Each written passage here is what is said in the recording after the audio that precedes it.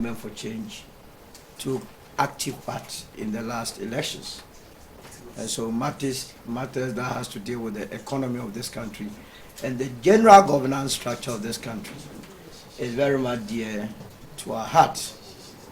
And it is upon this reason that we have decided to invite you here this morning to let you understand the position of the Movement for Change so that Ghanaians will know that indeed there is always alternatives to whatever is happening. We are gathered here meeting all the leaders of the Movement for Change. At appropriate time, we will mention their names. But without going further, I would call upon the spokesperson of the Movement for Change, lawyer Andrapia Dankwa, who will deliver our message. And gentlemen of the media fraternity, I wish first on behalf of the leadership of the Movement for Change to express our profound gratitude to you for responding to our invitation to attend this press conference. As one of the leading political forces in our country, we consider it appropriate and indeed a moral responsibility to express our views on current and emerging issues dominating our political landscape. The movement has followed with keen interest developments in Ghana following the conclusion of the 2024 general elections and the subsequent installation of a new government led by the NDC, and would like to make the following observations. 1. Dynamics in Parliament. The unprecedented supermajority in Parliament gained by the NDC, without doubt, signaled the potential imbalance in the architecture of power in Parliament. Very much different from the dynamics of the hand Parliament under the 8th Parliament of the 4th Republic. Be that as it may, the nature of hostilities and rancorous conduct that has so far characterized parliamentary proceedings, including but not limited to the vetting of political appointees, must be a source of concern for all those who have a genuine interest in safeguarding our democratic credentials. While it is expected that the minority in Parliament, led by the MPP, will hold the majority by extension, the ruling government to account, which to a large extent they seem to be doing with some admiration, it is important that they do so without grandstanding and a disruptive posture. Democracy is not all about disagreement. It is essentially about agreeing to disagree. The majority, on the other hand, must exercise their superpower with discretion and demonstrate full commitment to the principles of accountability and transparency. 2. On appointments to key positions in government and the public sector, the president must be commended for living up to his commitment to establish a lean government. Reducing the number of ministerial appointments to a maximum of 60 is without doubt a significant policy shift and a potential game changer, particularly in terms of its signaling effect and impact. The reduction in the number of ministries and consolidation of same must result in further cuts in public expenditure. In addition, the quality of appointments made so far, to a large extent, demonstrates a commitment to infuse new energy, dynamism, efficiency, and innovation in government business. The era of Team B seems to be over. Our hope, though, is for the new appointments not to be obsessed with the trappings and arrogance of power, which will consign them to the same fate as faced by some of their predecessors.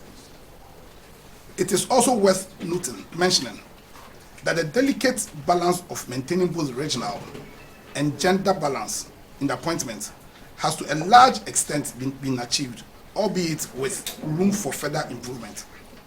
Furthermore, the speed with which the appointments have been made from a historical context is worthy of commendation. 3. Corruption. The canker of corruption is without doubt one of the significant challenges confronting our nation. All governments in our recent history as a nation have spoken with fervor about stamping out corruption. And yet, as a people, we have made very little progress in dealing substantively with the problem of corruption. It is against this background that we must evaluate the efforts by the current government in combating the scourge of corruption by first establishing the oral team. This, coupled with the recent pronouncements and actions of the Office of the Special Prosecutor, may seem to be a new aggressive approach towards dealing with corruption. The cases currently being investigated by the OSP, including the ones affecting the Minister of Finance, Ken Ofuriatta, have been in the public domain for some time now. The move by the OSP will offer the said political appointees an opportunity to defend and acquit themselves using due process or face the full rigors of the law. The tendencies for the acts or omissions of selected officials to be used as a smear campaign against all politicians must be frowned upon. In spite of these early efforts by government and the OSP referred to above, aimed at dealing with corruption, one would caution that in order not to fall into the same pit as previous governments, which has led to a neto paradigm in Ghana on tackling corruption. And neto simply means no action, talk only. It is the considered opinion of the Movement for Change that a more comprehensive, robust, and institutionalized approach to dealing with corruption must be adopted. As indicated in the Great Transformational Plan, GTP, of the Movement for Change, there are 6 practical policy measures that must be considered in tackling corruption. 1. Creation of an anti-corruption czar or CSAR with full constitutional backing. Under the current system where the Office of the Special Prosecutor is established by law, but lacks constitutional backing, political influence can hinder the anti-corruption efforts of the OSP. In this regard, the GTP proposes the establishment of an independent anti-corruption czar with prosecutorial powers protected under the Constitution and separate from the powers granted to the Attorney General by the Constitution. This office would therefore replace the current Special Prosecutor's establishment and be truly immune from political interference. As an independent constitutional body, such an office must be fully resourced, taking into consideration the amount of money that can be saved as a result of the work of the Anti-Corruption Czar. 2. A unified and strengthened Anti-Corruption Act. The GTP proposes the consolidation of all existing anti-corruption related legislation into one comprehensive enabling legal framework to deal with corruption, and that will define without ambiguity the nature, scope, and content of all corruption and corruption-related activities, and also ensure that very stringent and non-negotiable penalties are prescribed for political appointees and other political sector officials and civil servants who are cited and indicted for corruption. Currently, various bodies and institutions, by their instruments of establishment, lay claim to having legal powers to investigate cases of corruption. These include the OSP, IOCO, Shiraj, the Police Service, CID, and the National Security. Everybody's work is nobody's work. 3. Compulsory asset declaration and lifestyle audits. Political officials, and not just political appointees, would be required by law to undergo periodic thorough asset declarations with real-time lifestyle audits to track unexplained wealth. 4. Transparent procurement systems. The GTP proposes reforms in procurement laws to eliminate the incidence of collusion, political patronage, and cronyism, ensuring that contracts are awarded on merit and not based on political or other considerations. 5. Empowering citizens and civil society to be watchdogs against corruption. The GTP proposes the introduction of an anti-corruption citizen charter, legally mandating whistleblower protection and incentivizing citizens to report acts of corruption. It also proposes incentives and other forms of support to civil society organizations in enhancing advocacy against corruption. These measures would ensure that no government official or political appointee, regardless of their status, would be able to use the color of their office to manipulate the government machinery and political system for good gain, for personal gain. Now, the fourth issue is constitutional reforms. The lack of progress in implementing constitutional reforms, which have been extensively debated by various sections of the Ghanaian society, is an indictment on all previous governments. It is refreshing to note that the president has very early on in his administration empaneled a committee of very distinguished personalities, many of them known for their passion and commitment to the reform process. And equally important are recognized for their professional integrity and independence of thought. It is our fervent hope that their recommendations will not be buried within the corridors of power. It is worth noting that the GTP of the movement contains a comprehensive set of proposals for constitutional reform, including but not limited to the establishment of a government of national unity and the establishment of a second chamber of parliament, all with a view to promoting a more inclusive and decentralized governance architecture. Now, fifth is the economy.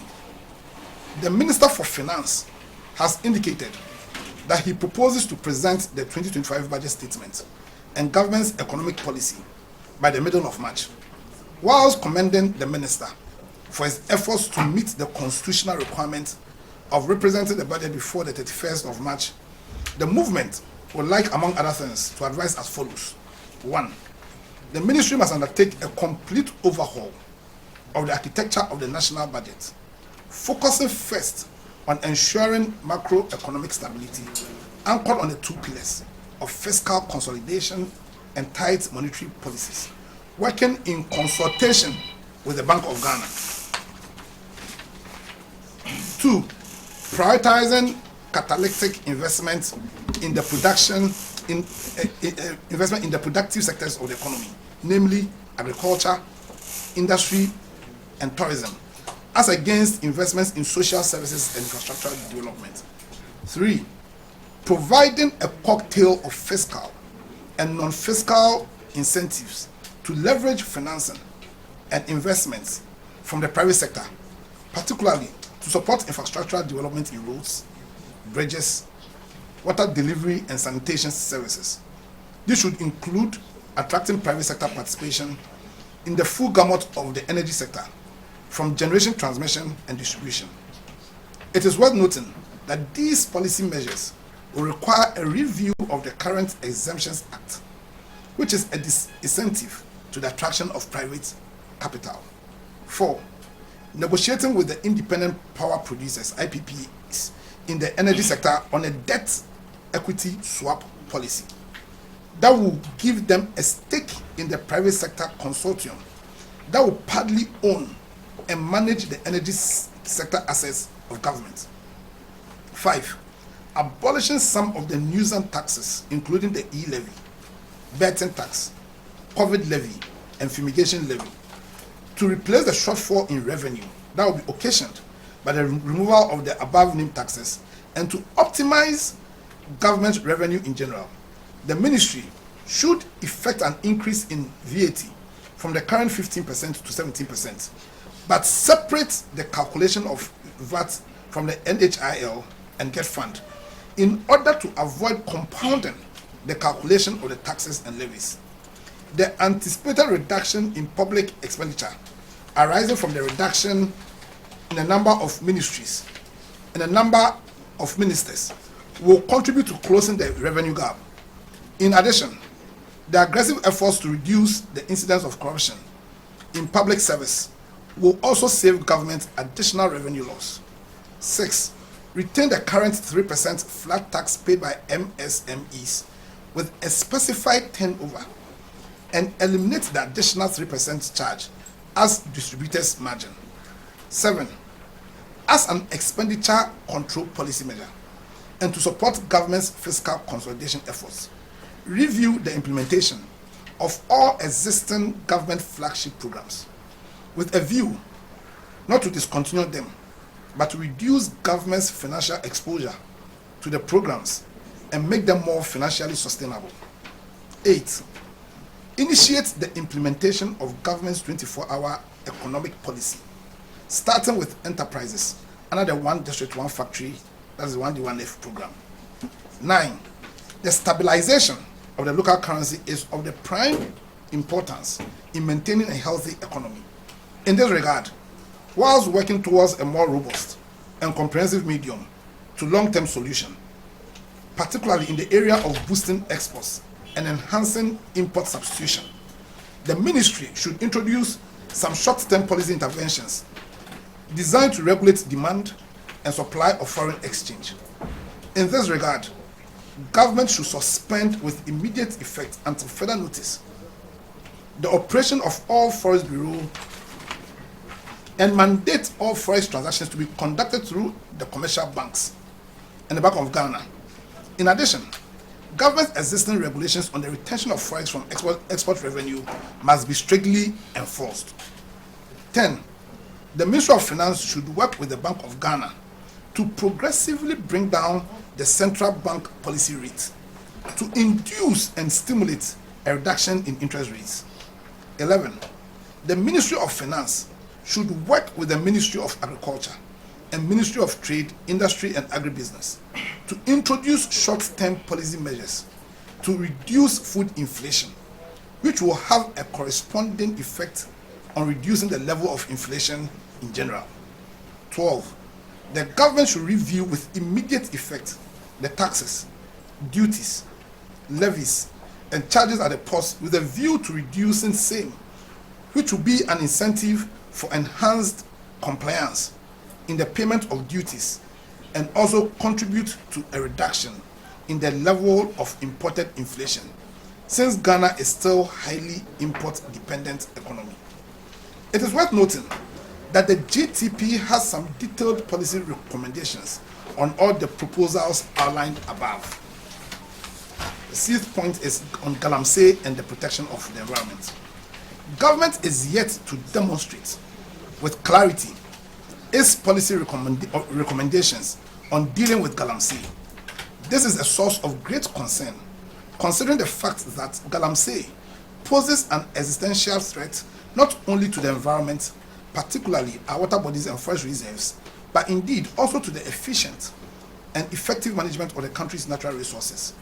Again, the GTP has a comprehensive policy blueprint on this matter. It is time for action, ladies and gentlemen. I do hope that the issues raised in this press conference and the solutions proposed will go a long way to support government's resetting agenda. Ghana first. Ghana will definitely rise again. Thank you. In the Great Transformational Plan, for the purposes of the development of this country, we are of the firm conviction that given even the current appointments, because I think that if you have followed our campaign and if you read the Great Transformational Plan, it will become evident to you that we were even calling for a lean and efficient government. 40 ministers. President has exceeded it by 20, but it still finds expression in that conversation that we've been having about having a lean government. And so that is why you would notice that even in this press conference, we've acknowledged the fact that he's made some strides.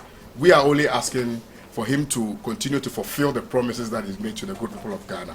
And I think that collectively, the government of national unity that we've been trumpeting all this while should become a reality, so that the generality of the Ghanaian people will benefit from the governance architecture that we've designed for the good people of this country. I thank you. 1%, so we share revenue 2023. That's the data available. It's a levy MI just about 1.1 billion Ghana cedis. And I propose to say, Gabuna edebe bano. Yenfa VAT in free 15 and call 17. That's VAT in so 2023 MI 14.4 billion cedis. Inti se we levy ni free man. Now the VAT in the bar. Ubenya additional revenue. Na the say yeti ase ni say we hwe mu a man for ho kire nyina ho kyerɛ because ɛtoɔ no ebi wɔ mu a ɛyɛ regressive in economics in the become and now say the bar emboa ɔman no and development because one untimi jeje dodo fi sɛ ɔmo etua no ɛyɛ kakra bi na ɛnam sɛ VAT ɛyɛ consumption tax ne jeje no ɛnyɛ den ɛte sɛ o introduce levy bi a obɛhwɛ nkrɔfo betimi bypass the payment.